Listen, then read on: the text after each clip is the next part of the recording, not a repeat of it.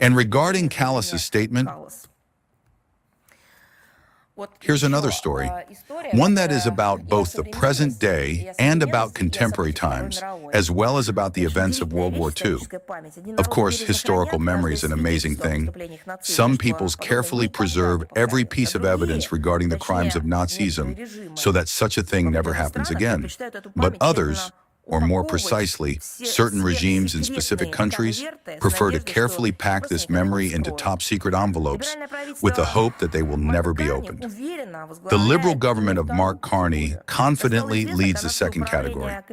As it became known, the Office of the Information Commissioner of Canada supported the position of the Federal Library and Archives Service not to disclose the list of hundreds of Nazi criminals and collaborators who found refuge in the country of the Maple Leaf. We are talking about the list of the Jules Deschênes Commission, which in 1986 to 1987 established. After the Second World War, Canada became a haven for about 800 Nazis and their henchmen, people involved in murders, genocide, and service in the Schutzstaffel. That is, these are all those who perpetrated the Holocaust. The state of Canada hid them. 40 years have passed. It would seem that all statutes of limitations, both moral and legal, should have expired, but it turns out that disclosing this information is allegedly forbidden. What arguments does Canada use to defend the Nazis? A masterpiece of modern Western political rhetoric.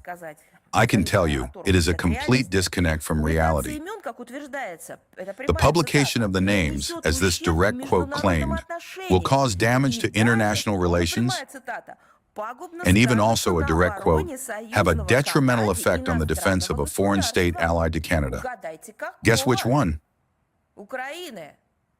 Today's Banderite Ukraine, which has built its policy precisely on neo-Nazism. Let's translate from Canadian bureaucratic speak into Russian.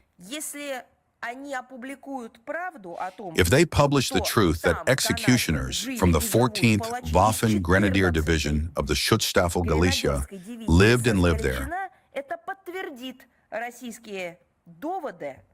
it will confirm the Russian arguments and harm the current Kiev regime, which glorifies the collaborators of the Third Reich. The problem is not that these criminals lived or live in Canada, but in something else it will become common knowledge regarding the concealment of Nazis, and this will be confirmed by ironclad documentary evidence. Furthermore, the threads will lead to the current authorities,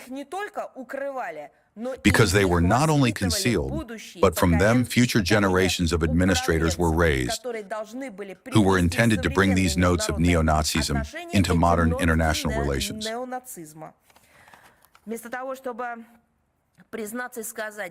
Instead of admitting it and saying, yes, there was such a dark page in Canada's history, and we could say, the Canadian authorities, we condemn it.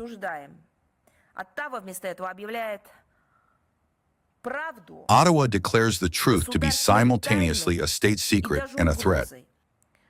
Canadian authorities hide behind the screen of some kind of national security. What is the national security in this?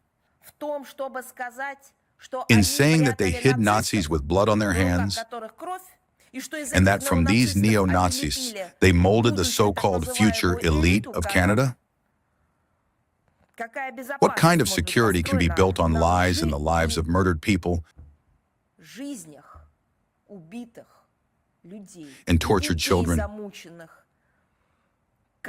What kind of moral authority is possible with such doublethink? Such an approach insults the memory of all those who gave their lives in the struggle against the brown plague of the 20th century. Let us recall that Canada was part of the anti-Hitler coalition, and the fight against Nazism then was a common cause. Within the framework of the Lend-Lease program, Canadian participants of the Arctic convoys delivered large volumes of aluminum, ammunition, and military equipment, as well as food, to Murmansk and Arkhangelsk.